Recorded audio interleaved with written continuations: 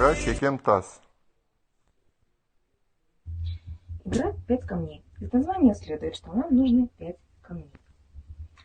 Выбрасываем все 5 камушков. Они должны быть примерно одинакового размера. Выбираем один, подбрасываем, поднимаем второй. Откладываем в сторону, поднимаем следующий. И так все 4 камушка.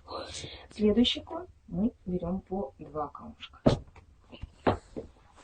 Если не получилось, ход переходит к следующему игроку. Либо вы переигрываете, если играете в одиночку.